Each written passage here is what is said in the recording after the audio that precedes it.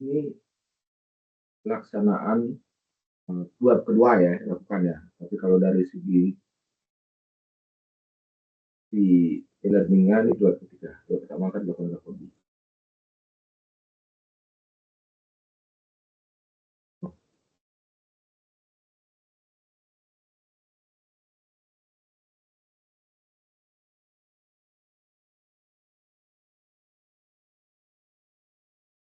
Ini web kedua kalau tatap muka dari saya. Tapi kalau dari e-learning-nya ini web ketiga. Web ketiga itu secara garis besar sebenarnya membahas daripada tugas yang diberikan. Cuman dari tugas ini kan ada materi-materi ya. Nah, materi-materi inilah yang akan saya bahas plus ada penambahan materi sampai pertemuan ke-10. Kalau yang ke-11 ini saya jelaskan di bulan berikutnya. Ya 11 sampai ke 14 ya, atau 15 ya, kurang tahu juga nanti. Ini kan minggu besok 2 ya. Berikutnya 2 sampai 15 malahan ya. Berikutnya. Berikutnya ada di pertemuan ke-10, 12, 13, ke-14 kayaknya. Nah, itu untuk dari 11 ini saya akan jelaskan di pertemuan berikutnya. Nanti saya jelaskan sekilas saja. Sekilas saja untuk yang 11. Dan untuk tugasnya,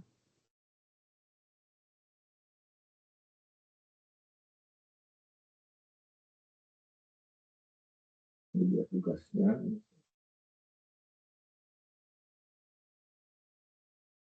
Untuk tugasnya penambahan dari tugas 1 itu adalah yang ini. For each while dan dua atau struktur ulangan. Yang bukan perusahaan ya, tapi perulangan. Itu disebut dengan struktur pengulangan. Ya, di mana materi ini sebenarnya sangat-sangat bagus sekali, sangat-sangat bermanfaat sekali kalau kita membuat aplikasi. Ya. Pasti ada pengulangan, pasti. Makanya ada yang nanya, Pak, nggak fleksibel dong codingnya kalau misalkan nggak ada core ya. Itu tugas pertama. Memang tugas pertama tuh agak kaku ya karena belum ada perulangan. Tapi karena sesuai dengan rubrik nilai, yang tugas pertama ya saya nggak kasih nilai atau saya kurangi nilai kalau menggunakan tutur perulangan. Kalau sekarang untuk tugas 2 wajib menggunakan tutur perulangan karena tugas pertama tersebut dikembangin lagi dikit aja, ditambahkan perulangan, udah jadi tugas 2. Walaupun secara kenyataannya tugas kedua ini jauh lebih panjang daripada tugas pertama. Codingnya jauh lebih panjang ya dari tugas pertama. Ya. Kalau apalagi struktur codingnya ke bawah-bawah semua, oh lebih panjang lagi. Kalau ada yang begini di bawah samping itu, masih ke samping itu yang panjangnya, dia nggak terlalu panjang ke bawah. Tapi kalau dibawa ke bawah lebih panjang daripada tugas pertama codingnya. Untuk pembahasan hari ini, yang sedikit aja tentang tugasnya dulu. Ya. Untuk tugas itu ingat mengumpulkan jawabannya. Ya, ingat mengumpulkan codingnya. Karena kalau tugas pertama saya suruh mengumpul coding karena dengan melihat video kalian saya sudah paham karena codingnya nggak terlalu banyak banget. Tapi kalau tugas kedua itu codingnya udah banyak banget. Ada menu untuk menambahkan item harga, ada menghapus harga, kemudian ada prosesnya untuk pembelian ada diskon dan sebagainya. Itu lumayan panjang codingnya. Hanya dengan melihat video saja itu saya kurang dapat melihat struktur kodenya. Apalagi videonya itu pendek banget. Ini yang saya bilang sebelumnya. Video dikasih 15 menit ya manfaatin waktunya. Jelasin sesuai dengan apa yang ada di soal. Di soal ini kasus ada diskon, kasus ada promo dan sebagainya itu dijelasin juga pada saat hasil. Plus di codingnya juga disesuaikan, dijelasin ya. Misalkan coding untuk diskon mana, coding untuk mana, coding untuk promo mana dan sebagainya. Itu dijelasin ya. Saya lihat kebanyakan di sini 3 orang 4 orang ya terakhir.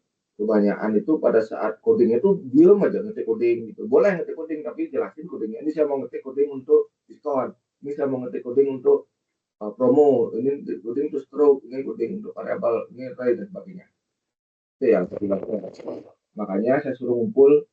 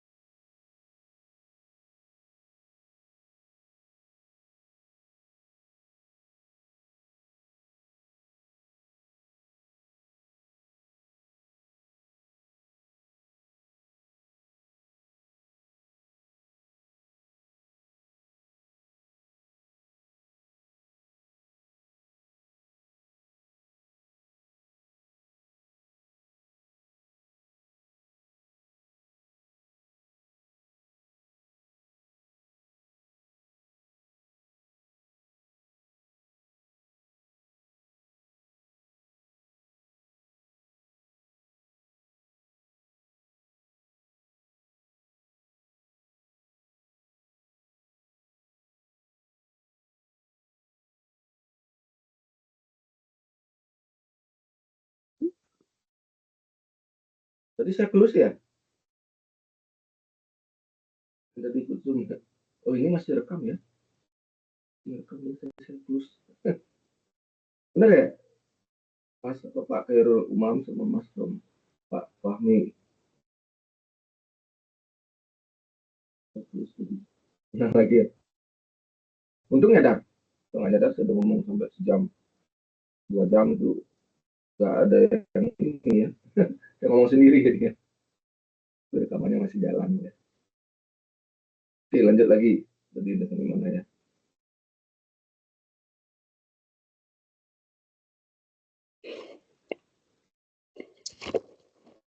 Berikutnya tolong mati dulu.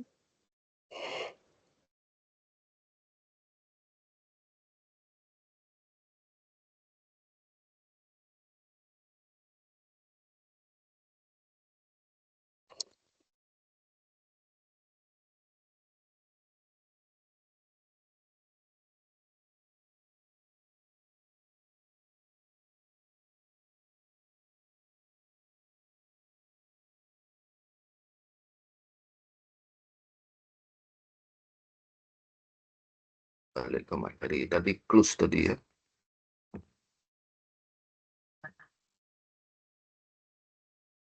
Di close meeting saya. Kita lanjutkan lagi. Tadi sudah sampai di tugasnya ya. Tugasnya 8. Tadi udah saya bilang .java yang dikumpul, kemudian penjelasannya runtut ya, penjelasan tadi ya. Kalau mau jelasin codingnya ini maksudnya apa, karena waktu 15 menit ya, dikasih waktu ya maksimal 15 menit, manfaatin waktu. Ada yang 5 menit, 4 menit, tapi penjelasannya kurang runtut. Ya. Kemudian Java Collection tadi saya bilang karena ini array biasa, materinya ya pakai array biasa. Walaupun yang tadi saya bilang array list bagus ini ya, array biasa juga bisa.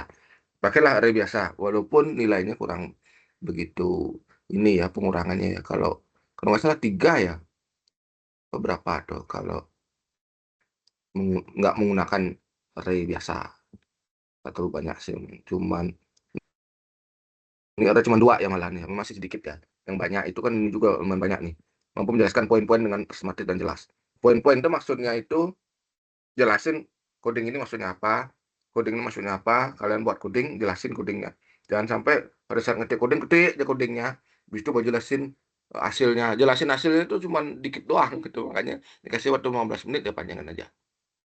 Kalau besar filenya masukin ke YouTube, kemudian share di linknya.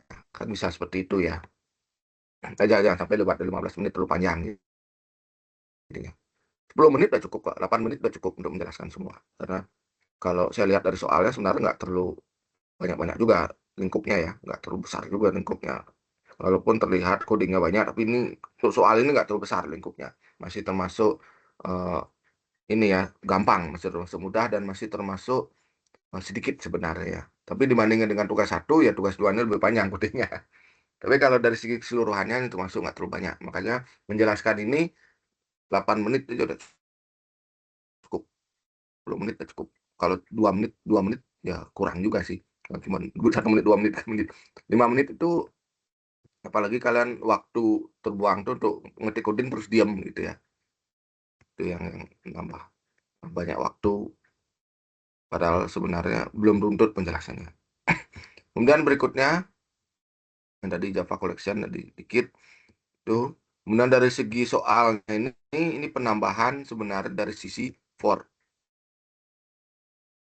each while and while atau sering disebut dengan struktur pengulangannya.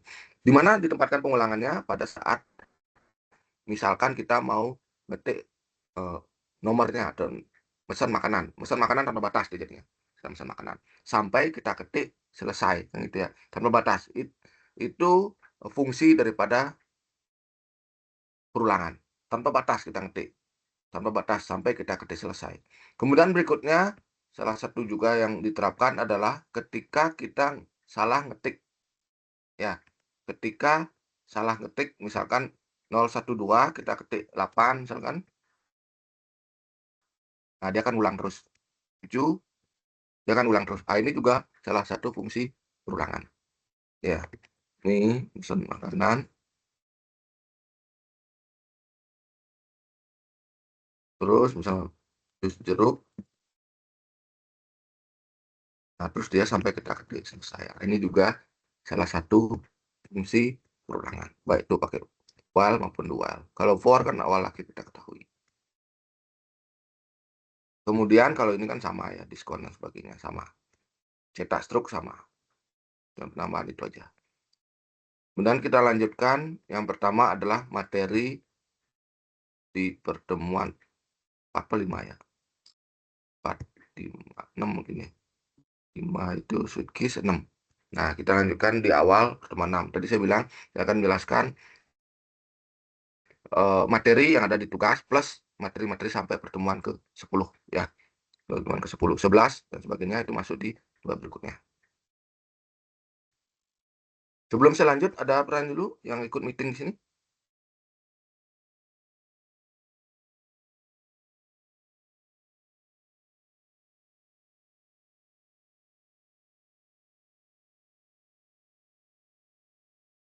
Ada pertanyaan dulu?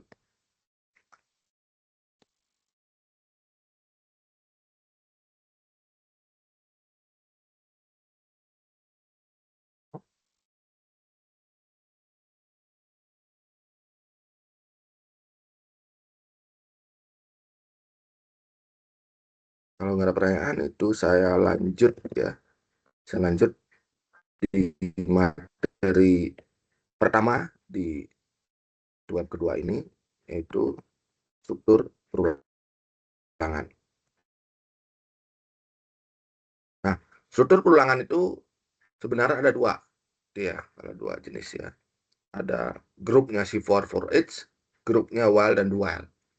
Kalau for ini secara keseluruhan ya, kalau for each itu kan samalah ibaratkan ya.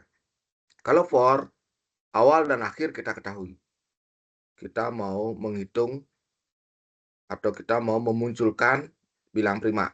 Kita mau memunculkan angka dari 1 sampai 1000. Kita mau memunculkan bilangan genap ganjil. Nah, itu kan awal kita ketahui, awal dari 1 sampai 1000. Dari 1 sampai 100. Awal dan akhir kita ketahui. Kalau while dan do while itu sama sebenarnya satu grup deh ya. While itu awal kita ketahui, sebenarnya akhir kita nggak tahu. Penerapannya yang tadi, yes dan tidak, no, ya dan tidak ya. Apakah mau lanjut? Ya, mau lanjut ya, mau lanjut tidak, keluar. Kita kan nggak tahu kapan ketik tidak. Kalau while dengan do while itu pada saat kondisi tidak terpenuhi dia keluar. Kalau do while pada saat kondisi tidak terpenuhi dia masih mengerjakan satu tugas. Jadinya kalau kita ilustrasikan di bioskop ya, while itu satpam ada di pintu masuk. Jadinya kondisi kita tidak terpenuhi atau kita nggak buat tiket bioskop, dia akan keluar. Ya, artinya tidak dikasih masuk. Maksudnya kita diusir lah secara ini ya. Nyataannya kita diusir dari bioskop tersebut, nggak dikasih masuk. Kita belum sempat masuk sama sekali. Tapi kalau dual, satpamnya ada di dalam ruangan. Kita sempat masuk sekali, ya, baru dimarahi sama satpamnya. Oh, kamu nggak buat tiket, keluar kamu gitu. Tapi sempat kita masuk dalam bioskop tersebut. Nah, itu ilustrasinya seperti itu. While kita nggak bisa masuk, udah dicek, ternyata nggak sesuai, nggak bisa masuk, keluar sama satpam. Kalau dual, masuk sekali aja. Makanya untuk kasus tugas kedua ini sangat-sangat cocok sekali dual. Walaupun while bisa. Dual ini sangat-sangat cocok sekali. While bisa. Jangan bilang, while bisa, nggak bisa ya Pak? Bisa. Kemudian kalau for each berikutnya, for each kan satu grup dengan for sebenarnya. For each ini perulangan untuk array. Nah, mirip seperti saya bilang sebelumnya, if dengan sweet kiss ya. Apa yang dilakukan oleh sweet kiss, pasti if bisa lakuin. Apa yang bisa dilakukan if, belum tentu sweet kiss bisa lakuin. Nah, begitu juga sama dengan for dan for each. Apa yang dilakukan oleh for each, pasti for bisa lakuin. Apa yang dilakukan for each, belum tentu bisa lakuin. For each hanya untuk array. Nah, secara kesimpulannya seperti itu. Kita lanjutkan. Nah, struktur for. Ini kalau kita lihat nih, saya sudah sempat buat kode sederhananya. For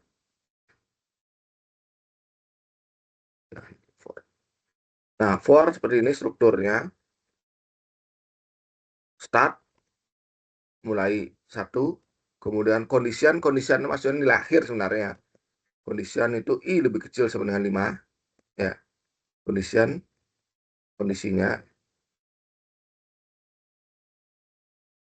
Kemudian terakhir adalah increment atau decrement-nya, menaik atau menurunnya.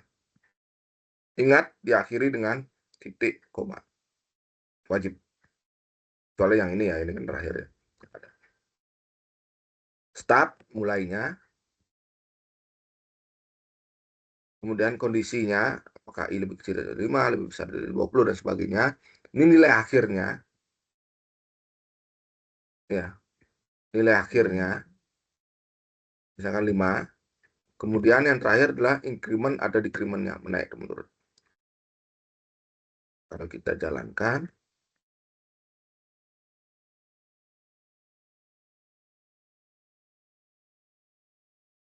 nih 1 sampai 5. Ya 1 sampai 5. Ya, 1 sampai 5. Dia akan berulang dimulai dari angka 1, berakhir di angka 5. Beda kalau saya sih bilangan sama dengan ya. Mulai dari 1, berakhir di 4. Nah, kan sesuai dengan kondisi kan ya.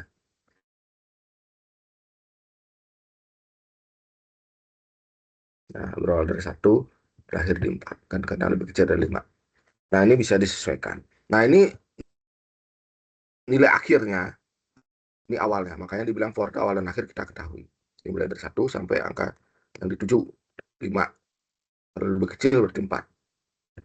I++ adalah menaik. Bisa I min ya, menaik turun. I++ bisa diganti dengan I sama dengan I plus 1 sama.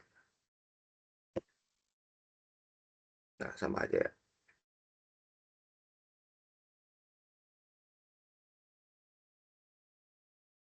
Nah, 2, 3, 4, 5 sama aja. Kalau kita tambahin 2, dia akan menambahkan 2.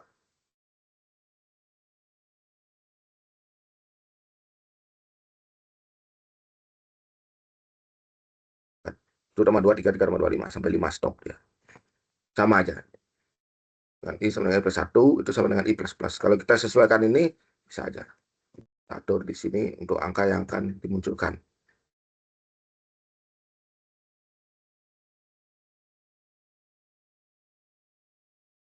Kemudian lanjut lagi, ini untuk for, kemudian berikutnya, ini contoh, masih contoh ya.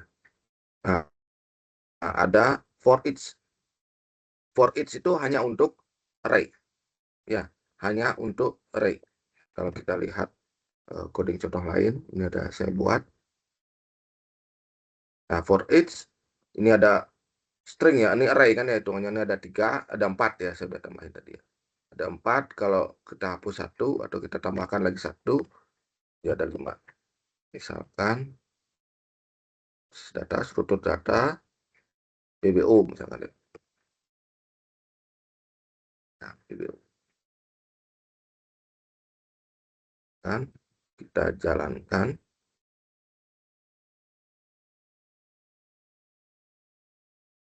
Dia akan memunculkan seberapa jumlah yang ada di dalam kurung awal ini. Ya, dia akan menampilkan seberapa jumlah yang ada di kurung awal. Pakai for biasa bisa. Ya, bisa. Nah, untuk for each dimulai dari for sama seperti for biasa. Kemudian nih string mata kuliah, ini tipe datanya, ini variabelnya, mata kuliah untuk menampung array dari ini. Kemudian daftar mata kuliah ini adalah array-nya.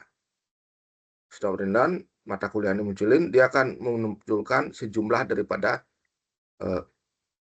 jumlah parameter, jumlah ini ya, jumlah di dalam kurung siku daripada si array tersebut. Misalkan ini ada 5, dia akan muncul 5. 6 ada muncul 6. Jumlah indeksnya ya, jumlah indeksnya. 7 ada 7, dia akan munculkan seperti itu. Pakai for biasa sekali lagi bisa. Ya, seperti contoh di ini. Ini item ini adalah variabelnya. Itu data integer. Data array ini adalah array-nya. Contohnya ini X itu adalah variabelnya, data array adalah angka. Dia akan munculkan sejumlah yang ada di sini. Ya. 41 sama 32, 25, 12 sama. Nah, itu for each. Lanjut lagi.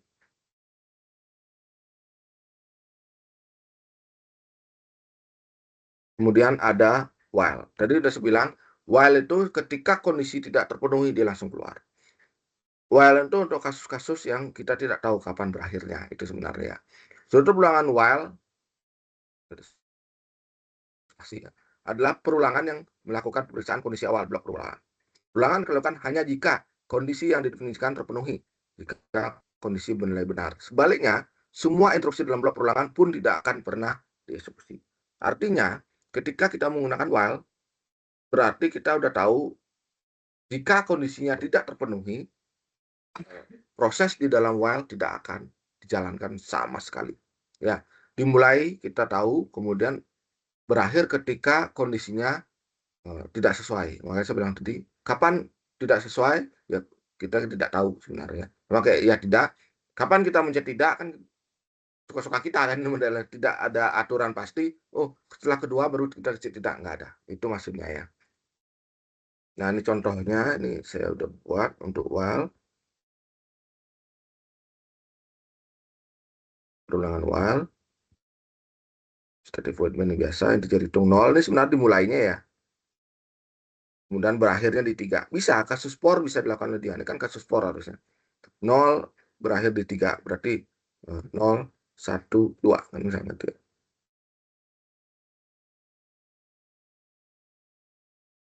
Nah, 0, 1, 2. 0, 1, 2. Berakhir di 2. Hitung plus-plus ini kalau kita lihat for, dia ada di sebelah ininya. Kita lihat for, dia sebelah sininya sebenarnya. Ininya dibawa ke atas, ininya di tengah-tengah, di sini, di dalam parameter ini, ininya ditaruh di bawah, jadilah while. Itu sebenarnya. Coba kalian perhatikan. Dan itu ya. Ininya taruh di sebelah sininya for, yang ininya yang tengah-tengah, yang ininya taruh sini. Nah, jadi dia for. Kalau while itu dia dipecah. Nilai awal yang taruh di atasnya while, kondisian atau nilai akhir yang taruh di dalam while tersebut, menaik atau menurunnya ditaruh di dalam while. Cuman dari segi pengertian, kondisi awal blok diketahui, ulangan hanya dilakukan jika kondisi terpenuhi. Jadinya, selama dia terpenuhi, dia masih jalan. Jadi kondisi akhirnya kita nggak tahu kapan dia tidak terpenuhi. Kan logikanya kan seperti itu ya. Sebaliknya, jika kondisinya tidak terpenuhi, di dalam while ini nggak akan dijalani sama sekali. Beda dengan do while. Kalau do while, sebenarnya dia sama dengan while ya, ininya konsepnya. Tapi kalau do while minimal dilaksanakan sekali. Dan do while merupakan notifikasi dari perulangan while, yakni dengan memindahkan posisi pemeriksaan kondisi di akhir. Saya bilang tadi, masuk dulu ke bioskop, kita udah di dalam bioskop, kita nggak buat tiket, baru disir keluar. Tapi kita sempat masuk ke dalam bioskop tersebut.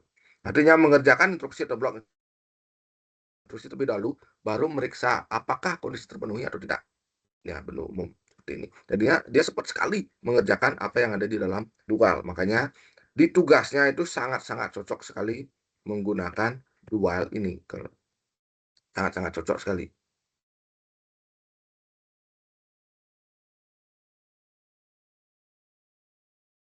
Nah, ini sebagian besar itu dual.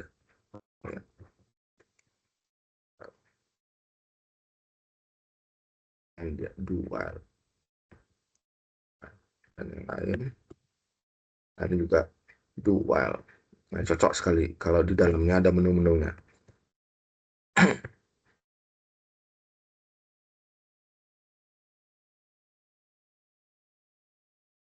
Nah, ini cocok sekali kan menu ya, misalkan salah ketik.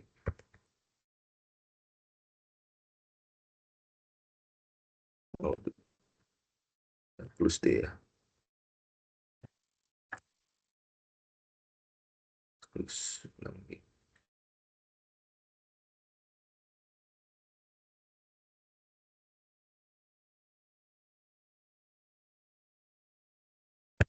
nah, misalkan ini jumlah ya, jumlah yang dipilih kan, nama menu selesai jumlahnya, misalkan 1.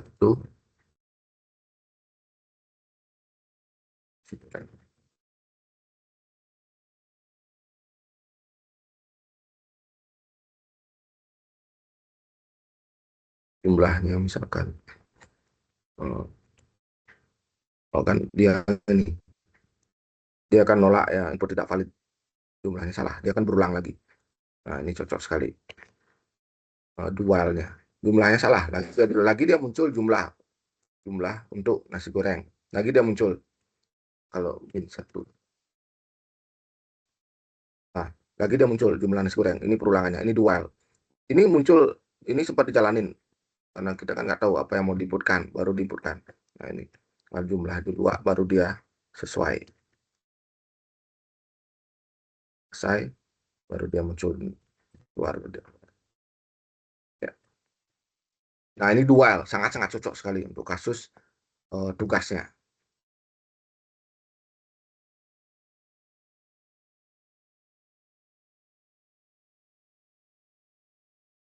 Oke, tadi udah for each, while, dan dual sudah. Nah, ini lingkup struktur perulangan. Sampai struktur perulangan, materinya sebenarnya nggak susah-susah banget ya. Materinya masih termasuk materi dasar, ya. Nanti kalau udah masuk ke PBO murni, baru PBO murni masih ada interface, ada abstrak, ada pewarisan, ada enkapsulasi, ada polimerisme, itu udah mulai tingkatan lebih tinggi, udah mulai lebih susah ya daripada ini. Kemudian di tugasnya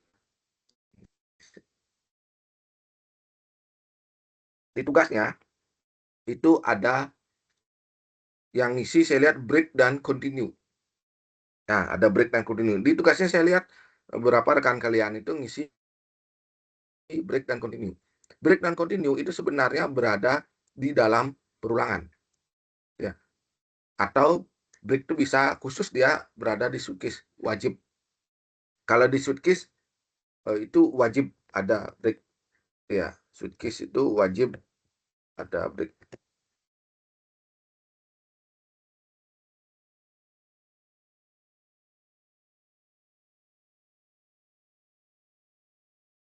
Nah, ini dia switch. Wajib ada break. Kalau ini khusus dia wajib ada break di switch.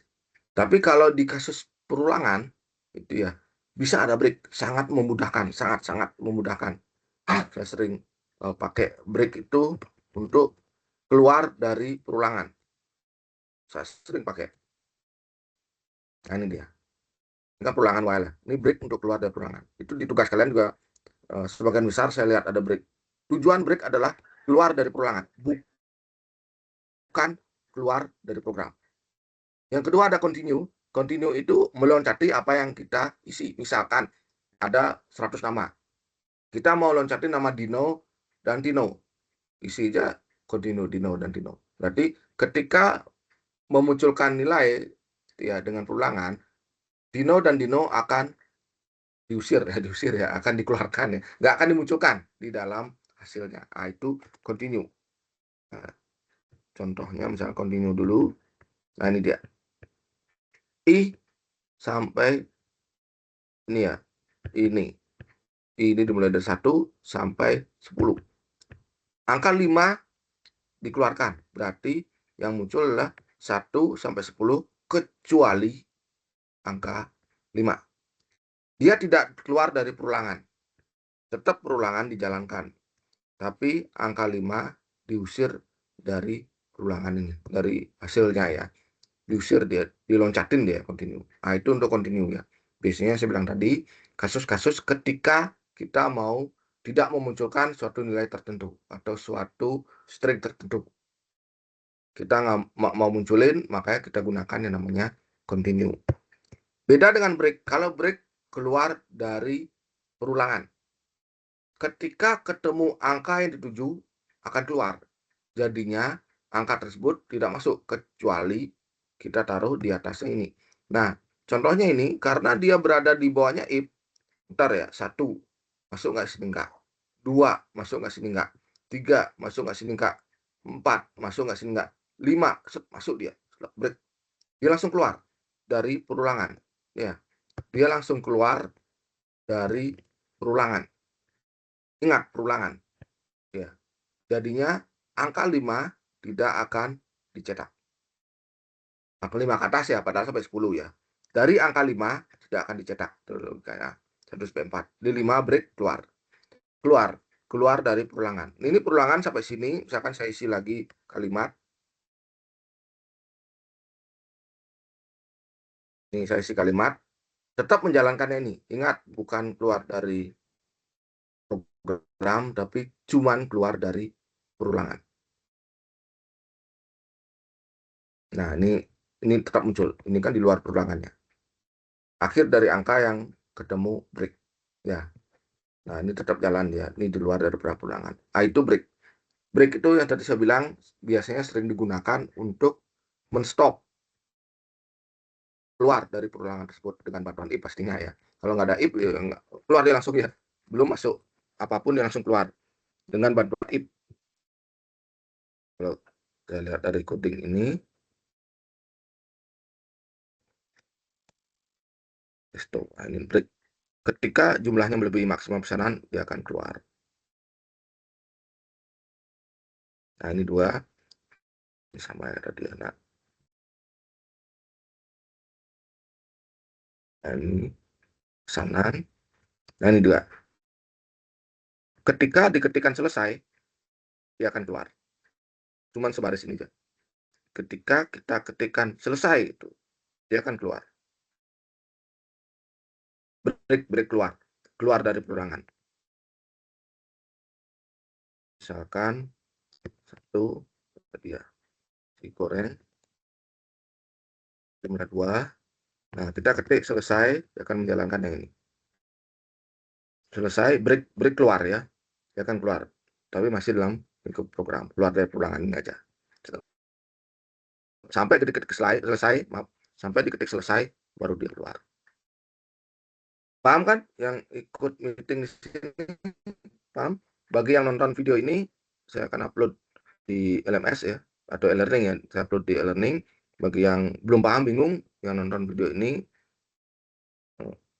silakan isi di diskusi. Dan diskusi masih kosong ya. Silakan isi diskusi. Kalau belum paham, bingung, ada yang saya jelaskan itu masih rancu dan sebagainya, silakan dimasukkan di kolom diskusi ya, biar nggak kosong. Bagi yang diikut yang ini, silakan ada pertanyaan.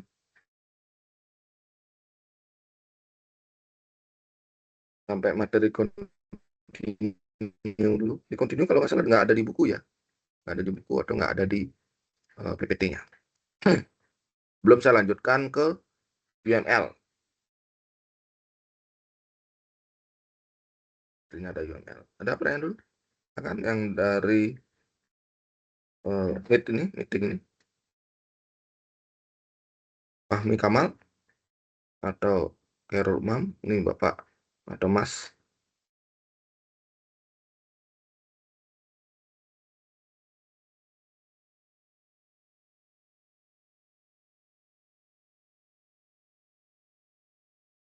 Kalau nggak ada, saya lanjutkan.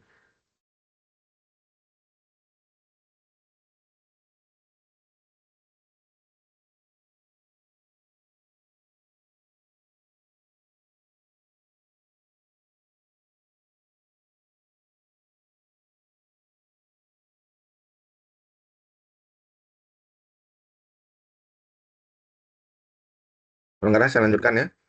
Tadi sudah sampai materi perulangan. Berarti materi dari awal, variabel dan sebagainya, kemudian struktur keputusan, if, switch case, ya. Kemudian array, method, class. Yang terakhir sekarang perulangan, for each, while, do while, udah kita bahas ya. Itu materi dasar kalau kita mau buat program. Sangat-sangat dasar sekali. Kemudian ini satu masuk ya, yaitu UML. UML itu perancangan sistem. Kalau kalian belajar yang namanya metode perancangan program, itu ada mata kuliah metode perancangan program. Di sana salah satunya ya, materinya adalah UML, yaitu perancangan. Kalau metode perancangan program kan ada SDLC ya, siklus hidup suatu software, ada perencanaan, ada perancangan, dan seterusnya sampai monitoring dan evaluasi ya, itu ya, sampai monitoring evaluasi. Kemudian UML ada di tahap perancangan. Ya, UML ada di tahap perancangan. Perancangan itu penting, sangat penting. Kenapa saya bilang penting? Salah satunya adalah biar si programming gampang membuat aplikasinya. Gampang itu maksud saya, dia udah tahu alurnya ya. Coba kalian buat program. Program yang tidak ada alurnya. Bingung kalian. Benar nggak gini ya? Benar nggak gini ya? Tapi masih kalau TA itu biasa tetapkan seperti itu, walaupun salah itu sebenarnya. Perancangan harusnya TA, perancangan harusnya berperancangan buat program. Ada yang bilang, ada yang buat program dulu baru perancangan. Dan udah salah sebenarnya ya. Perancangan kan fungsinya biar nggak mengarah kemana-mana ya. Contohnya kalau kita buat rumah, kalau nggak ada set plan-nya, kalau nggak ada rancangannya dari desain, bahkan desainnya itu harus ini ya, harus orang ahlinya ya membuat desain berapa kali berapa, ini cocoknya apa, itu harus desainnya harus ini tersertifikasi sebenarnya harusnya juga ya, harusnya tersertifikasi. Biar nggak kita buat rumah toiletnya 2 ternyata maunya toilet 1, terus kita buat rumah ternyata toiletnya masuknya kita beripet banget, nggak sesuai dengan standarnya ya, kecil banget misalnya, gerak kiri kanan udah kebentur kepala kita ke tembok misalkan seperti itu. Program juga sama. Program juga sama, ada namanya perancangan. Perancangannya salah satunya adalah materi yang sekarang ini, yaitu UML. Kita lihat di pengertiannya.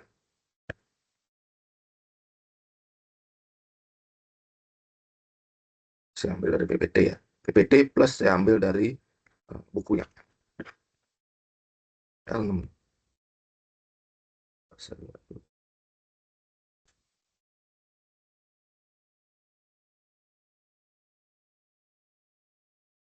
6 pas.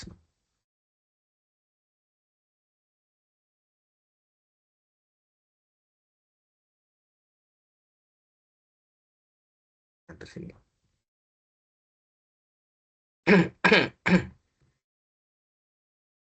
Nah, di sini terlihat. Nah, ini untuk sejarah awalnya kapan bisa kalian baca ya. Kemudian tujuan atau kegunaan dari penggunaan UML, yang salah satunya adalah pertama menyediakan bahasa pemodelan visual karena ada visualnya ya, pada pengguna dari berbagai macam pemrograman maupun proses terkait. Semua bahasa pemrograman, perancangan itu nggak lihat bahasa pemrograman ya. Perancangan itu adalah kita ingin buat apa, rancangannya seperti apa gitu ya. Ya walaupun kalau dari SDLC tahapannya perencanaan dulu ya. Ada perencanaan seperti apa, ada juga ini ya kebutuhan seperti apa dan sebagainya. Kadang-kala use case itu dibilang kebutuhan itu masuk di use case ya, misalnya kebutuhan fungsional, ada menu, ada tombol untuk melihat view, ada tombol untuk CRUD, misalnya create, read, update, delete, nah, itu di use case juga ada. Nah, kemudian menyatukan praktek-praktek terbaik yang ada dalam pemodelan. Memberikan model yang siap untuk digunakan, siap untuk di-coding ya. Merupakan bahasa modelan visual yang prinsip untuk mengembangkan sistem perangkat lunak dan untuk mengkomunikasikan model secara utuh, biar kita tahu alurnya seperti apa sih, biar nggak kemana-mana. Tadi saya contohkan, ilustrasikan seperti membuat rumah, itu harus ada set plan, harus ada blueprint ya, dan sebagainya. Berguna sebagai blueprint dengan hasil perancangan sangat lengkap, serta informasi detail mengenai coding suatu program. Nah, itu ada semua itu. Kalau kalian menggunakan model ini kan ibarat SDLC ya, model waterfall, ada namanya model waterfall ya. Model itu perancangan, laporan dan sebagainya harus benar-benar lengkap sekali, karena waterfall itu nggak bisa balik lagi. Kalau kita udah masuk ke tahap tertentu, kita nggak bisa balik. Makanya laporannya harus lengkap. Laporannya harus runtut, laporannya harus benar-benar semua ada di sana. Ya. Salah satunya adalah perancangan. Nah, ini nomor 6-nya agak unik ya. Menarik nih, memodelkan sistem yang berorientasi objek. Jadi, tidak hanya digunakan untuk memodelkan perangkat lunak saja. Jadinya, hal yang berorientasi objek yang lain bisa saja kita menggunakan UML. Karena salah satunya use case, misalkan kegiatan apa sih yang bisa dilakukan dari aplikasi tersebut, dari kegiatan tersebut, dari bentuk tersebut, bentuk yang akan kita gunakan. Ya. Kegiatan apa sih? Bisa saja bukan perangkat lunak ya. Bisa saja. Bisa saja proses SOP dari suatu kegiatan di suatu perusahaan, kantor dan sebagainya. Nah, menciptakan suatu bahasa modelan yang nantinya dapat digunakan oleh manusia maupun oleh mesin. Nah, bisa jadi mesin melihat ini kita buat perancangan, kita taruh di suatu tempat, kemudian dia ngoding sendiri, bisa aja. Lebih gampang gitu ya. Kita punya perancangan, eh, mesinnya akan melakukan prosesnya dari perancangan tersebut, bisa-bisa aja.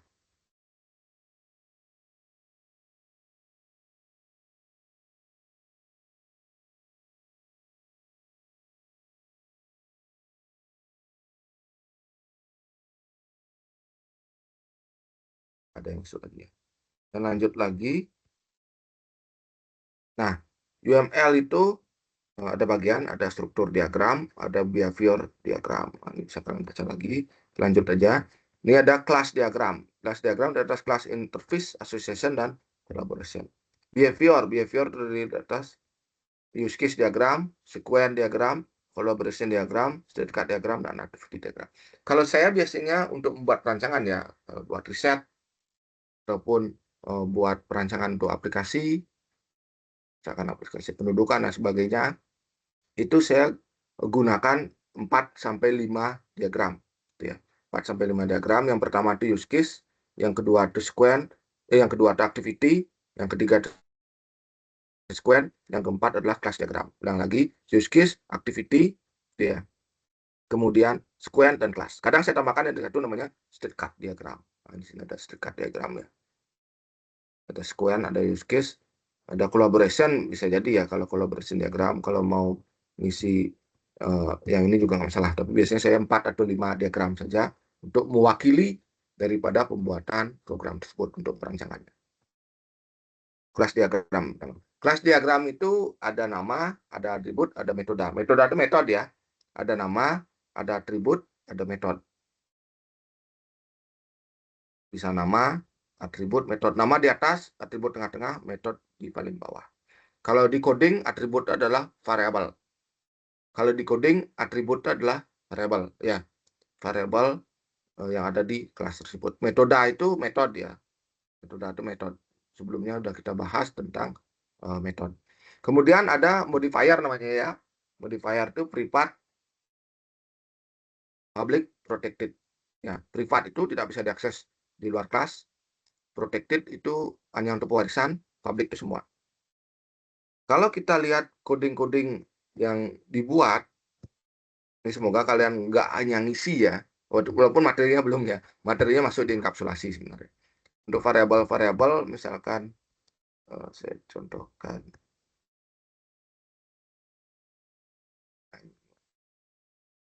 Nah, variabel-variabel ini, kalau kalian searching di internet, misalkan kalian ngambil coding dari internet, itu ada privat.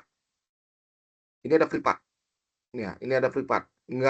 Nggak hanya ya udah isi privat aja. Kenapa isi privat? Ya nggak tahu. Bukan hanya seperti itu ya. Oh, kenapa privat? Isi aja karena lihat contoh yang lain. Nggak seperti itu. Privat itu variabel hanya bisa diakses di kelas itu saja.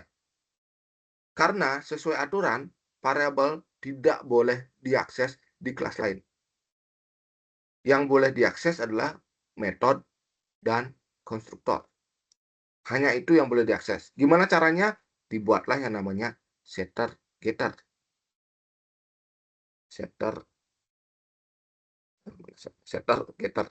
Dibuatlah setter getter. Get untuk mengambil nilai, set untuk mengisi nilai. Materi ini namanya enkapsulasi. Nah, ini materi pertemuan ke-10. Loncat kita nomor 10 ya. Namanya enkapsulasi. Masuk di aktivitas belajar ke-10. Di sini ada namanya enkapsulasi. Yang ke-11 berarti. Yang ke-9. 11 berarti ya. 11 enkapsulasi. Ada namanya enkapsulasi. Nah, di sini akan ada yang namanya setter getter.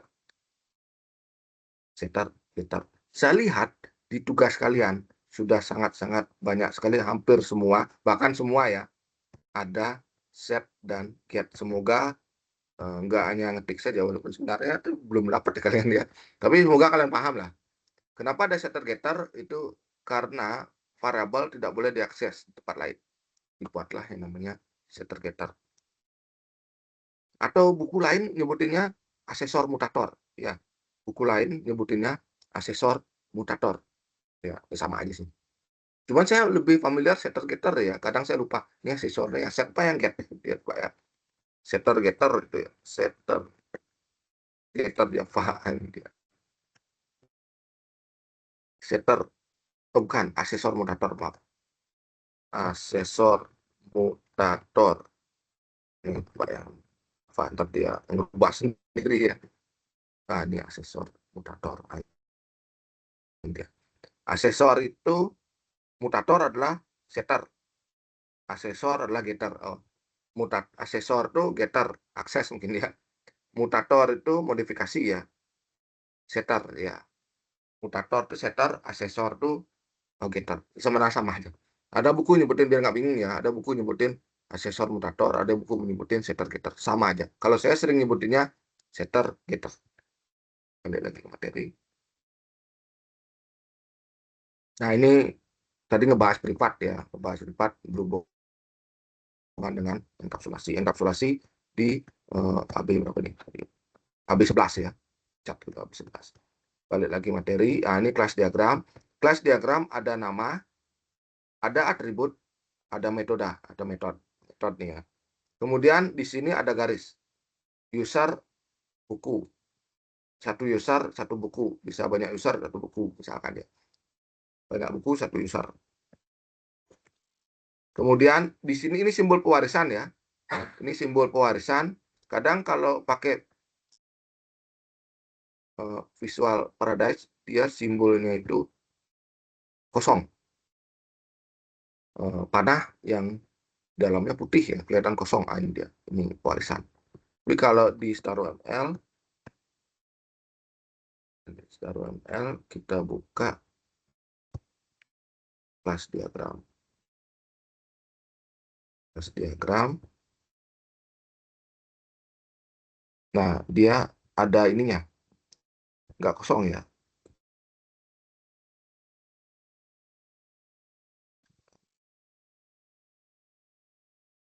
Session. Nah, ini kosong juga ya, kosong ya. Tapi kalau dicontoh di buku, itu dia ada di sini. Nah, ini sama aja nih. Ini benar session maksudnya dia. Di isinya. Tapi kalau di sini juga kosong. Di Visual Paradise juga kosong ya. Ini kosong segitiganya. Nggak ada isinya.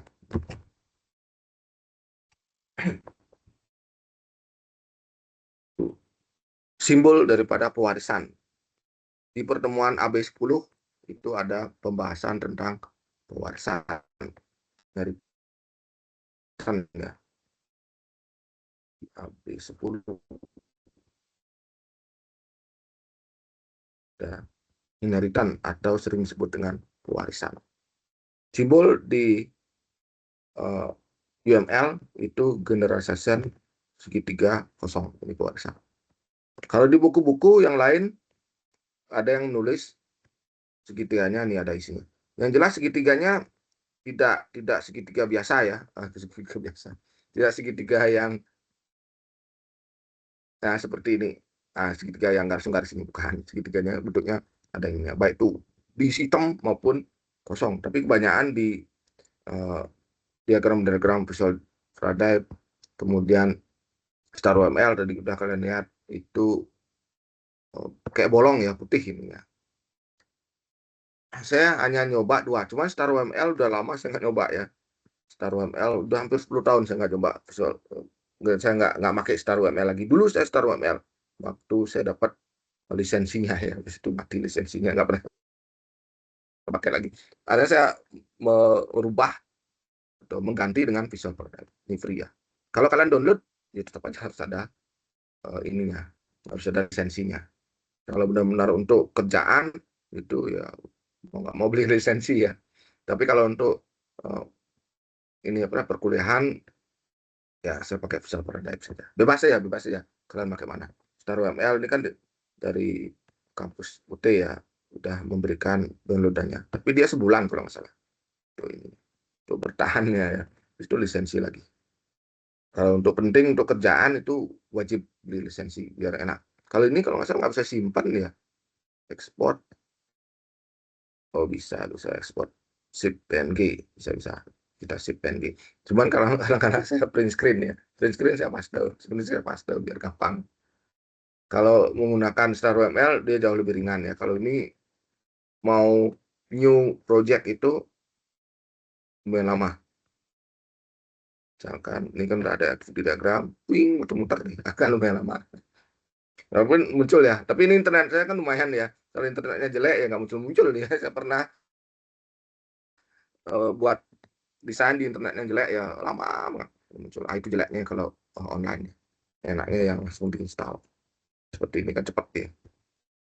Kalau kita mau buat yang lain itu enak banget, cepat dia. Kita nyari sekuen, cepat kan ya, nggak kayak tadi. Lanjut lagi materi, ini kelas diagram. Kemudian lanjut lagi namanya use case diagram. Use case diagram itu apa yang dilakukan sistem. Misalkan kita berinteraksi dengan sistem tersebut. Apa sih yang bisa dilakukan sistem tersebut? Misalkan kalian ada aplikasi game. Oh, saya bisa melihat kontak yang buat. Saya bisa memulai game. Saya bisa men-stop game. Saya bisa close dari game tersebut. Nah, itu dimasukkan dalam sebuah use case. Kalau dari pengertiannya, wajib diketahui adalah apa yang diperbuat sistem. Sistem itu bisa ngapain? Apa yang bersistem tersebut? Dengan interaksi dari kita ya. Dengan interaksi dari kita. Ini misalkan web customer, kita customer bisa ngapain aja. Bukan bagaimana sebuah sistem. Sebuah use case mempresentasikan sebuah interaksi antara aktor dengan sistem. Ya, aktor dengan sistem. Nah, di sini contoh sederhananya, use case-nya, customer bisa view item. Bisa dia ngeliat view, nggak item-itemnya apa aja. Dia bisa melakukan pembayaran. Dia bisa melakukan check out. Bisa registrasi. Nah, ini dari sistemnya sendiri ya. Authentication, bisa identifier provider, bisa credit payment service, bisa PayPal. Nah, di sini ada yang unik. Di sini ada include. Ada include. Kalau di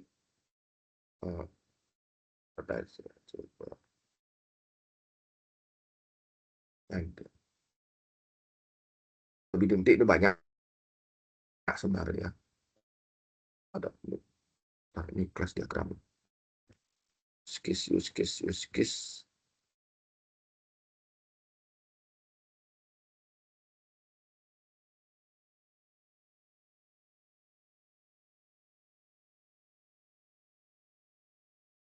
case.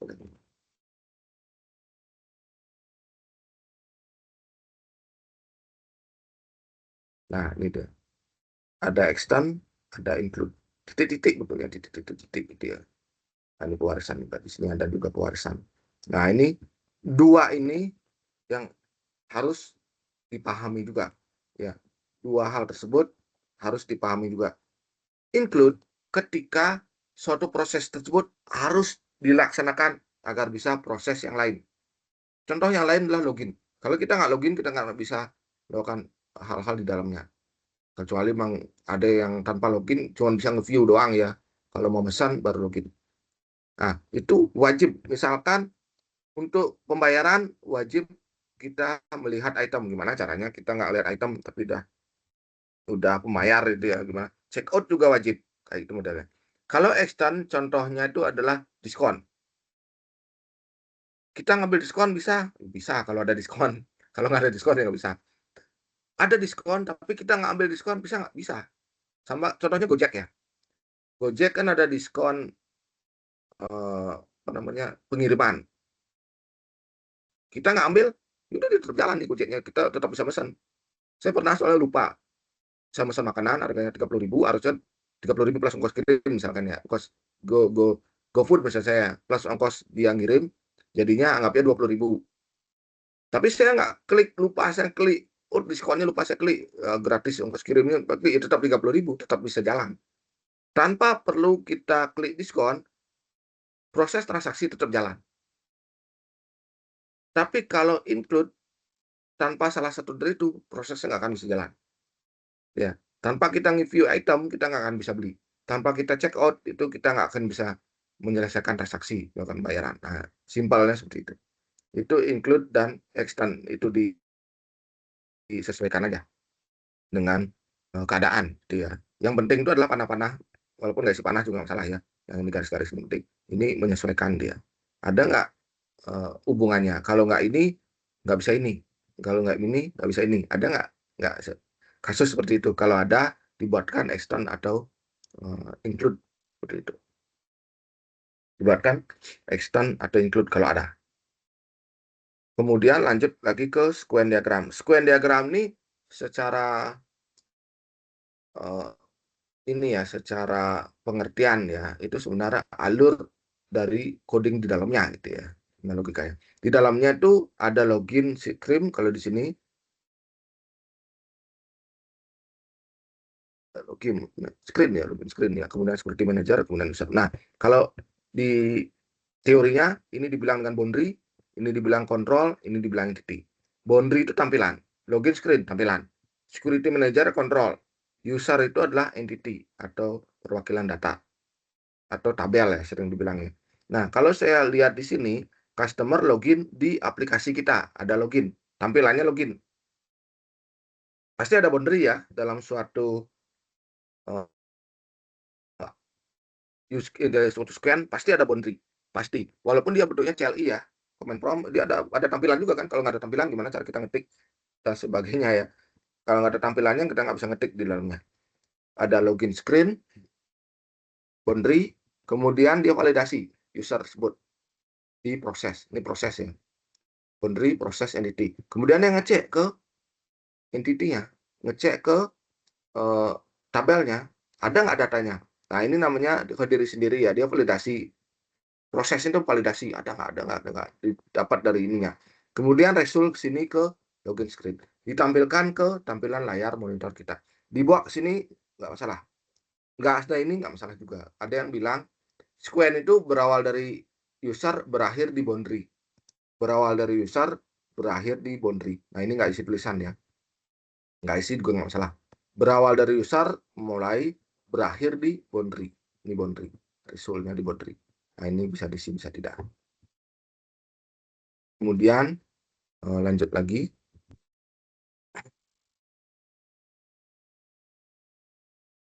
Ada collaboration diagram. Nah, kalau di Visual Paradigms untuk sequence ya. Sequence diagram.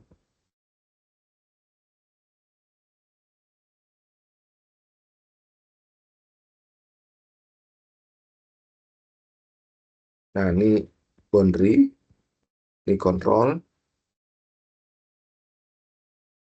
ini entity. Ini ada tulisannya di sini. Bisa juga menggunakan yang kotak seperti ini, nggak masalah. Bisa kotak seperti ini juga nggak masalah. Kalau di Star UML, ini bentuknya kotak ya. Sequence diagram, kotak seperti ini. Ini untuk diri sendiri, ini dan sebagainya. Misalnya dan lagi satu.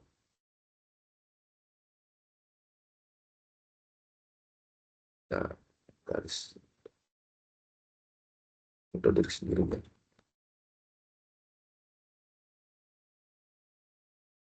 Nah, bisa garis ini lifetime, ini waktunya dia sama kan sebenarnya. Nah, ini misalkan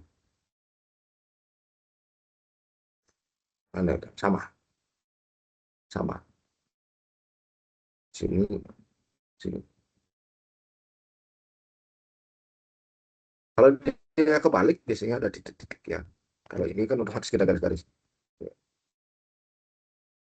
Kita kan kita pakai yang ini.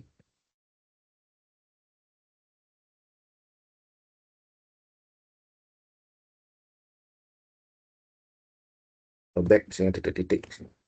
Informasi pesan yang disampaikan itu ya. Makanya di contoh ini, nah di titik kalau balikan, titik kalau balik. Ini lebih ke resultnya apa, hasilnya apa gitu. Kalau ini prosesnya biasanya gitu. Tapi kadang ada juga yang isi benar-benar garis kayak tadi. Orientasi akuisisi. Benar-benar garis kayak gini bisa juga. Nggak masalah dia. Yang penting disesuaikan aja.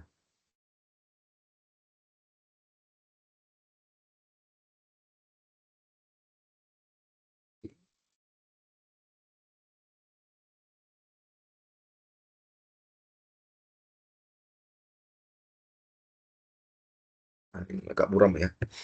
Kita lihat di bukunya aja.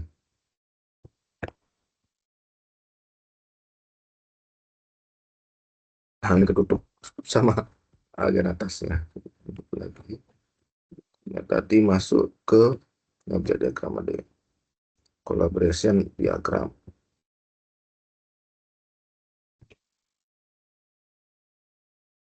When? Nah, ini dia. Nah, mirip seperti objek diagram. Ini Windows interface ya, ini kan tampilannya. Kemudian ini objeknya, ini kelasnya. Ini 1.1 ini adalah kodenya. Bagiannya ini. Ini bagian dari ini. Dan ada T1. Bagian lagi. Terus bagian lagi. Nah, secara ini objek ini ya. Objek-objek saling berhubungan.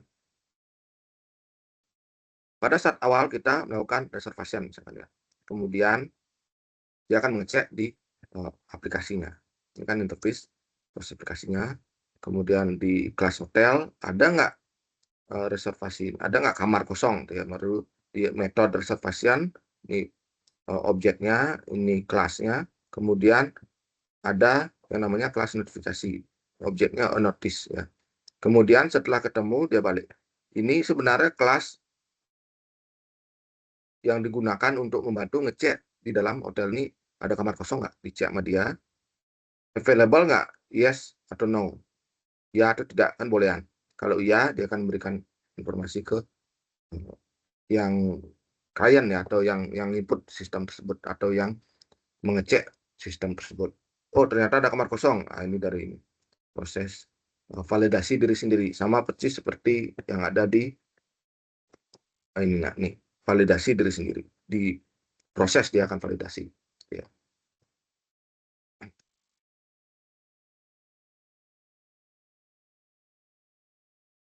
Proses validasi.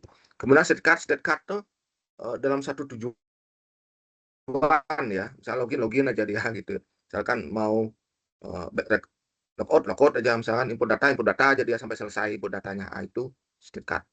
Contohnya ini enggak terus susah kalau state card ya. Login, kemudian validasi, cek dulu kalau validasi ini ditolak. Kalau dia sesuai, dia akan main ke main menu. Data valid, data tidak valid di sini. Dari sini akan balik ke mungkin lagi. Mirip seperti activity diagram swimline. Ya, activity diagram ini ada swimline. Ini ada anggota, balikan buku. Ini start ya, dimulai start, stop. Kemudian ada pustakawan, validasi dari buku. Jika valid, validasi buku maksudnya denda atau enggak ya. Jika ada denda, dia akan bayar denda. Jika tidak ada, dia akan keluar. Nah, di activity diagram ini juga ngikutin aturan yang di sequence. Dimulai dari user, berakhir di boundary kalau sequence. Ini dimulai dari user, anggota, berakhir di sistem. Ini ada yang bilang sistem nih ya. Ini kalau kita lihat penjelasannya. Kalau lihat di sini lebih ini ya, pendek. Nah, activity diagram menggambarkan berbagai aliran aktivitas dalam sistem yang sedang dirancang. Bagaimana masing-masing aliran berawal, decision yang mungkin terjadi, dan bagaimana mereka berakhir. Ya, activity diagram juga dapat menggambarkan proses paralel yang mungkin terjadi pada beberapa eksekusi. Di buku lain, ada yang bilang activity diagram ini menggantikan yang namanya flowchart. Pasti tahu flowchart ya. Activity diagram ini bisa menggantikan yang namanya flowchart. Ya. Kalau saya di bukunya ketutup sama bagian atas. Oke. Nah, di sini ada namanya swimline ya. Oh, ini dia, objek swimline. Swimline itu adalah kotak ini. Kalau kita buka di Visual Paradise,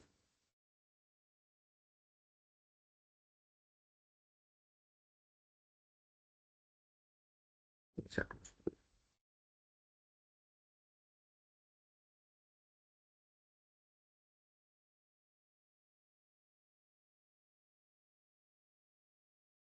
Nah, swimlane ini bisa ke samping ini, samping ini yang gitu kita. Bisa ke atas ini, bisa ke samping, bisa ke atas. Saya bisa seperti ini ya, sama kayak contoh di sini juga ke bawah ini ya. Kalau ke samping itu kayak apa gitu ya, mereng-mereng ini nih. Nah ini, kalau kita ganti, misalkan user, misalkan sistem lah, baru diisi coding, baru diisi diagramnya di tengah-tengah ini ya, sesuai dengan ya, ini, baru diisi diagram. Di Star UML juga ada activity belum buat ya, belum buat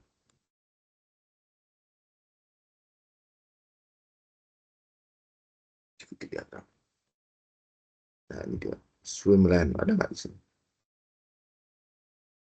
Nah ini dia swimlane, vertikal, horizontal, sama. Nah di sini juga ada. Cuma di sini kan kita tempel-tempel lagi deh. Kita sesuaikan dia. Nah, itu namanya desain ya. Desainnya harus benar-benar jeli. Oke. Nah, nempelnya kurang di sini. Nah, ini zoom kan. Kalau di Visual Paradise, langsung dua dia.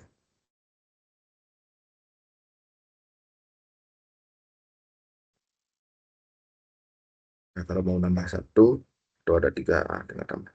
Kalau ini langsung nempel deh ya. Tambah lagi, dia langsung nempel kalau itu. Kalau nempel. Kalau ini kita tempel sendiri ya, sama aja sih sebenarnya. Kita sesuaikan aja. Kalau bisa nambah satu dia ya. Add.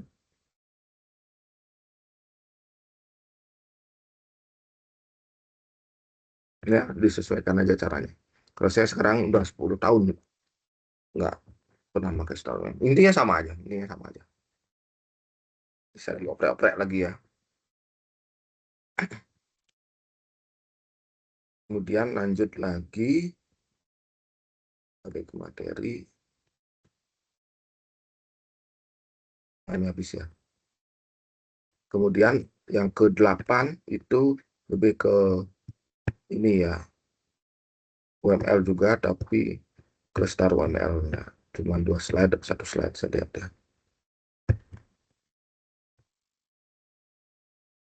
2 slide sampai ininya, apa namanya, sampai judulnya 2 slide aja. Judul sama ini yang ke Star UML. Enggak kosong deh, mungkin jadi gangguan ya.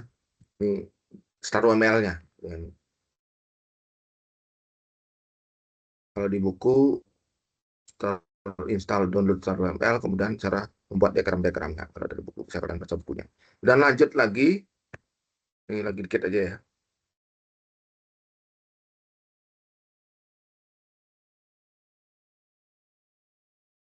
Lanjut lagi, ini 9. Nah, 9 ini,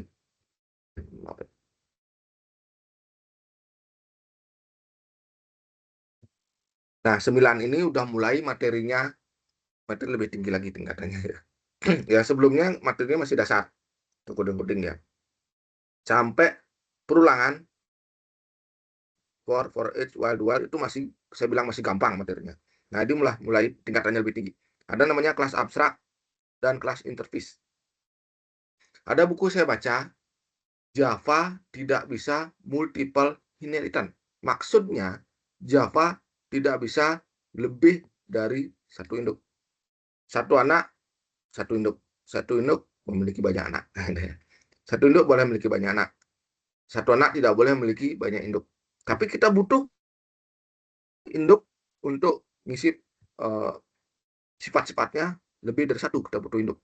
Jadinya dibuatlah namanya interface. Nah, itu saya pernah baca seperti itu ya. Jadinya ada coding A, extend B, implement C. Berarti logikanya ya, A ini memiliki dua induk, yaitu B dan C. Walaupun extendnya cuma satu, anggap aja seperti dua induk gitu ya. Ada implement lagi satu. Nah, konsepnya ada yang baca seperti itu, bisa baca. Balik ke materi, abstraction. Abstraction ini berada di dalam pewarisan. Ini kebalik ya. Materi 10 baru pewarisan. Sedangkan abstrak ini ada di dalam pewarisan. Ya. Pewarisan, ciri-ciri decoding ada extend. Nah, ini abstraction adalah suatu cara untuk melihat suatu objek dalam bentuk yang sederhana. Gitu ya. Abstraction adalah suatu cara untuk melihat suatu objek dalam bentuk yang sederhana. Ini bisa kalian baca. Kalau kita lihat codingnya, ini masih ya, abstraction. Nah, ini baru lihat codingnya. Nah, ini dia. Abstrak dimulai dari kata abstrak. Kemudian, secara teori, kelas abstrak itu wajib memiliki minimal satu metode abstrak. Wajib. Kelas abstrak wajib memiliki minimal satu metode abstrak. Contoh sederhananya seperti ini. Sini ada kelas shape, ada kelas segitiga, triangle, ada kelas lingkaran atau circle. Nah, shape ini adalah kelas abstrak. Kenapa dia kelas abstrak? Karena dia mau mengisi get area ini. Tapi get area ini dia nggak tahu. Kalau misalkan dia triangle, rumusnya di dalamnya setengah kali alas kali tinggi. Kalau dia lingkaran atau circle, rumusnya adalah VR kuadrat. Karena kan ada dua. Ada lagi persegi, rumusnya sisi kali sisi. Ada persegi panjang, rumusnya panjang kali lebar. Kan beda-beda. Dibuatlah dia metode abstrak. Metode abstrak ini akan diisi oleh kelas-kelas atau anak-anaknya yang berada di bawahnya shape. Misalkan segitiga, get area ini akan diisi oleh dua segitiga. Misalkan lingkaran, get area ini akan diisi oleh luas lingkaran. Jadinya abstrak dia. Isi-isi aja dulu, nanti akan disesuaikan rumusnya atau disesuaikan isi di dalamnya oleh si kelas-kelas di bawahnya. Nah, sederhananya seperti itulah. Nah, ini dia. Shape itu adalah induknya. Abstrak, kelas. Ada abstrak. Minimal ada satu metode abstrak. Di sini ada metode abstraknya. Ya, ini kan metode biasa ya. Ini metode abstrak. Nah, get area ini apa isinya? Ntar diisi oleh anaknya. Ciri-ciri pewarisan ada extend di samping nama anaknya. Triangle ini anaknya, induknya shape. Kalau kita bicara pewarisan, salah satu yang bisa saya bilang ya, atau salah satu yang kita simpulkan dari pewarisan adalah apa yang dimiliki induknya pasti dimiliki oleh anaknya. Apa yang dimiliki anaknya belum tentu dimiliki oleh induknya. Apa sih yang diwarisin? Variabel dan metode. Apa yang diwarisin? Variabel dan metode. Iya. Jadinya yang diwariskan adalah variabel dan metode. Contohnya di sini, float get area itu dimiliki oleh sini. Nah, karena dia abstrak, nggak diisi nilai, langsung dipanggil dan diisi nilai di sini. Ya, benar baru main. Nah, itu ya. Kelas abstrak itu dia berada di dalam pewarisan. Kemudian, kelas abstrak minimal memiliki satu metode abstrak. Yang disesuaikan di bawahnya adalah metode abstraknya. Misalkan kita nggak tahu. Contoh yang paling sederhana yang lain adalah misalkan ada kelas binatang. Di kelas binatang tersebut ada metode suara. Ya, metode suara itu abstrak. Karena binatang itu suaranya kan beda-beda. Kalau di kelas binatang kita isi suaranya cuit-cuit itu berarti burung. Jadinya itu bukan kelas binatang, itu kelas burung. Itu ya. Kelas binatang diwarisi ke kelas misalkan sapi, diwarisi ke kelas kelas binatang tadi diwarisi kelas sapi, diwarisi kelas burung, diwarisi kelas kodok misalkan dia. Kemudian di kelas binatang itu ada metode suara. Metode suara itu abstrak. Nah, setelah diwarisi ke kelas burung, dia jadi cuit-cuit suaranya. Kan beda ya. Setelah diwarisi kelas kodok, dia ngok, ngok, ya krok-krok misalkan ya. Nah, kita diwarisin ke kelas sapi, dia jadi ngomong tuh. Misalkan seperti itu. Kan beda-beda. Tapi di kelas binatang itu kita nggak bisa isi karena binatang itu kan banyak suaranya beda-beda. Nah, itulah kelas abstrak. Kalau saya ilustrasikan, itulah contoh kelas abstrak. Kalau ada pertanyaan, ingat ditanya bagi yang ikut meeting atau yang nonton video saya, bisa ditaruh di diskusi. Dan lanjut lagi.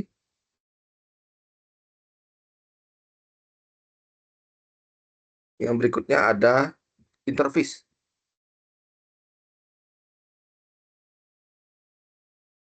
Nah, kalau interface itu sebenarnya mirip kayak abstrak. Cuman interface itu nggak ada metode biasa ya. Interface-nya metodenya pasti metode interface.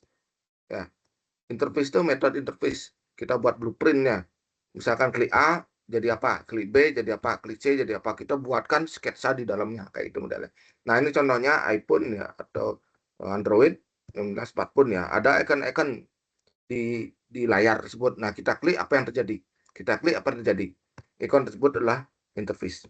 Kita udah siapin dia icon-icon tersebut. Kita udah siapin dia ruang-ruangannya.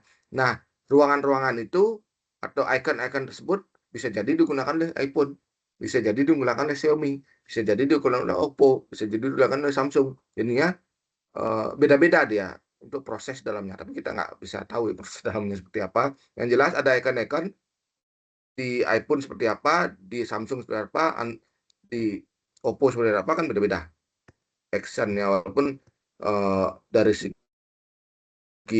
fungsinya kan sama aja. Misalkan klik WhatsApp ya WhatsApp muncul, di iPhone ya WhatsApp muncul, tapi kan proses dalamnya kan beda-beda. Nah, logikanya seperti itu. Nah, ini dia power on, power off, volume up, volume down, di semua di handphone ada. Nah, sekarang baru dipecah-pecah. Ada Xiaomi, ada iPhone, ada Samsung, ada Oppo. Nggak mungkin di sini nggak ada volume down. Nggak mungkin. Memang disiapkan kayak misalkan kayak tempatnya ini ya. Baru yang lain adalah menyesuaikan. Ya. Baru yang lain adalah baru yang lain menyesuaikan seperti itu.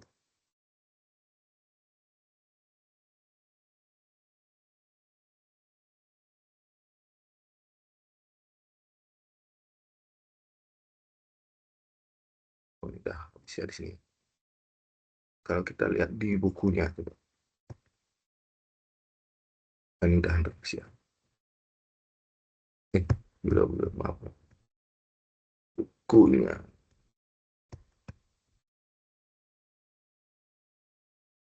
7 kalau nggak salah. Coba 7. Nah, udah 7.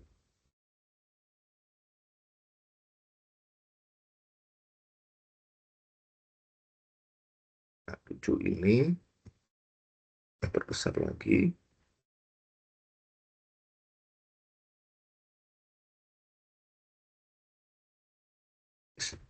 Dari yang interface anu dia. Contoh codingnya nah, langsung ya.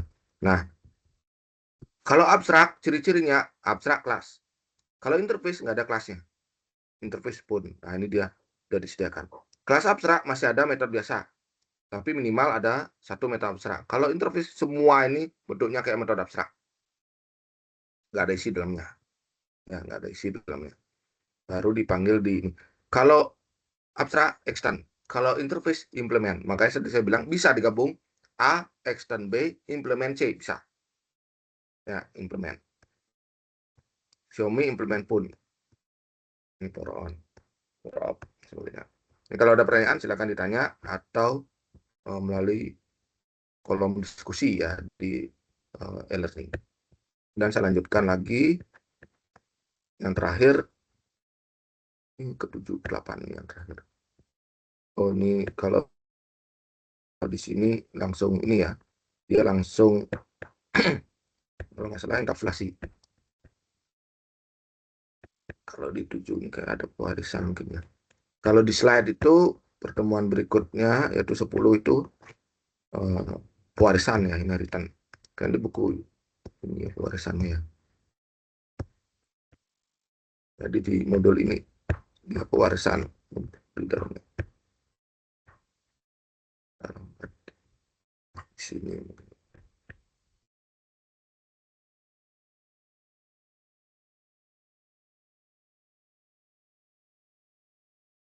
Nah, ini sertifikat nilai pewarisan.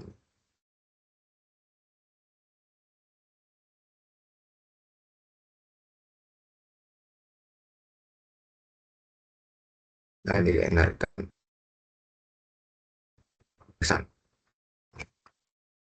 Pewarisan manggil induknya dengan extend. Kalau tadi interface dengan implement. Abstrak salah satu bagian dari pewarisan. Ya. Kemudian pewarisan ciri-cirinya, maksudnya saya bilang tadi ada extend di dalamnya. Kemudian ada anak dan induk. Saya bisa simpulkan apa yang dimiliki oleh induknya pasti dimiliki oleh anaknya. Apa yang dimiliki anaknya belum tentu dimiliki oleh induknya. Kita lihat contoh sederhananya.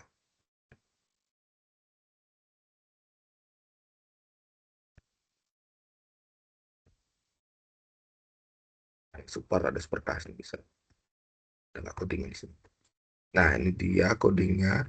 Nah, contohnya seperti ini. Ada kelas pegawai, itu induknya. Manajer itu anaknya. Manajer ini memiliki variabel nama dan gaji. Dan juga tambahan departemen. Tapi pegawai kelas induknya tidak memiliki variabel departemen. Yang saya bilang tadi. Apa yang dimiliki induknya, anaknya pasti memiliki. Apa yang dimiliki anaknya, induknya belum tentu memiliki. Anaknya memiliki nama, gaji, dan departemen. Induknya hanya nama dan gaji saja. Dia nggak ada departemennya. Nah, itu maksud saya tadi ya. Kemudian pewarisan itu ada extendnya. Kenapa sih kita buat pewarisan? Kenapa nggak kelas biasa?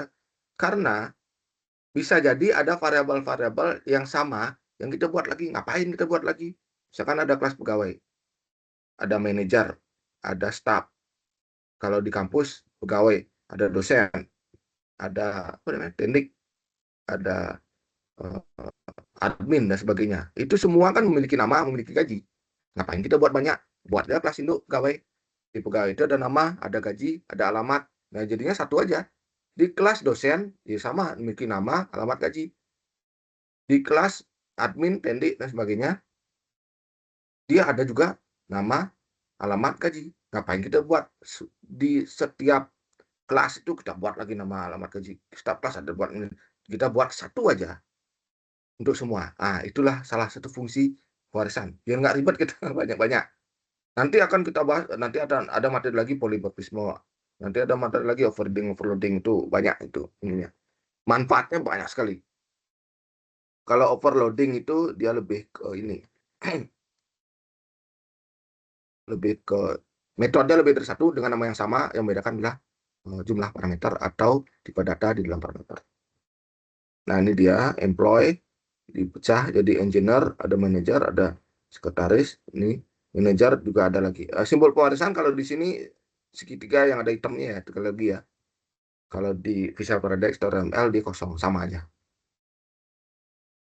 Nah, ini contohnya di kelas isi data. Ini ada kelas manager public isi data. Ini nama departemen.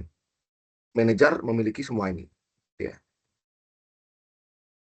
Nama menjadi privat. Kalau kita isi privat, nah ada namanya ini apa namanya? Tapi kalau diprivatkan, pewarisan pun nggak bisa masuk ya. Pewarisan pun nggak bisa masuk, harus protected. Kalau privat itu masuknya enkapsulasi nanti.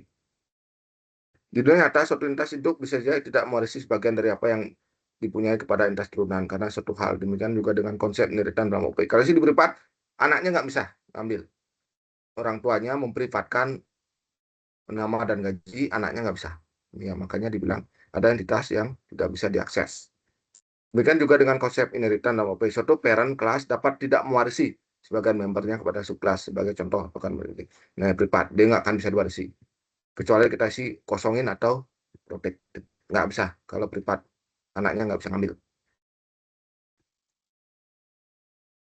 Privat, kelas yang sama, defaultnya biasanya default public ya. Kemudian, ini kan packingnya sama ya. Biasanya public itu semua. Di kelasnya sama bisa, di packing yang sama. Tapi kalau misalnya packing yang berbeda ya pasti nggak bisa lah. Kalau dia di luar folder ya dia nggak akan bisa. Kalau protected pewarisan. Kalau public kelas manapun bisa. Dia modifier privat public protected dia tadi ya. Kemudian di buku saya lihat tadi ada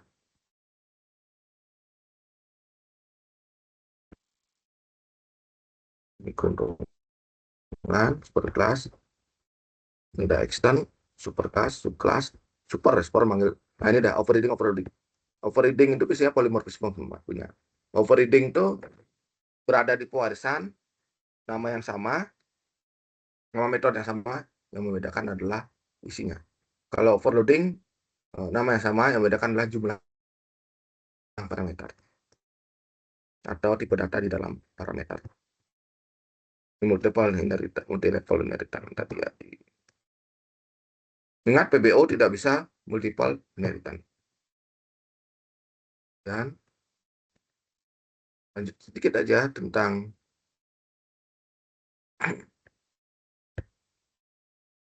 enkapsulasi. Belum kita tutup ya. Ada enkapsulasi.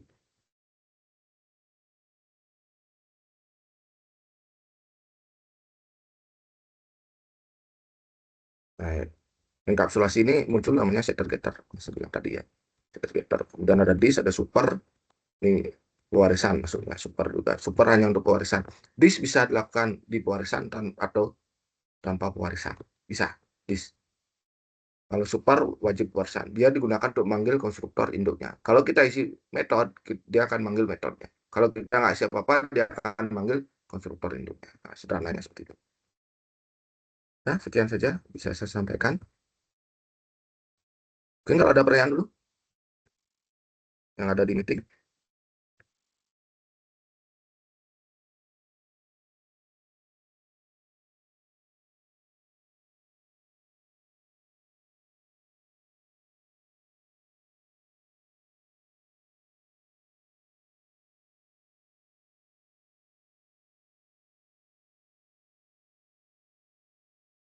Silakan, ada meeting, ada pertanyaan, atau ada sanggahan, betul ada yang kalian baca atau sempat baca bukunya, oh Pak seperti ini Pak, gitu misalkan. Silakan.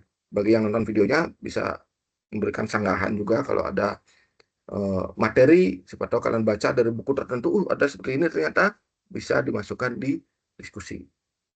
Ya, ingat biar diskusinya nggak kosong. Silakan. Nggak ada nih yang di Zoom lagi, yang di meeting, saya ingatnya Zoom ya, dan di tim yang Microsoft Team. Nggak ada, kalau nggak ada saya tutup. Semoga ilmu yang saya berikan di web yang kedua atau web yang ketiga ya, kalau dari e-learning bisa bermanfaat, bisa menambah pemahaman kalian dari buku-buku atau slide-slide yang ada di e-learning. Sekian dari saya. Terima kasih, selamat siang semuanya.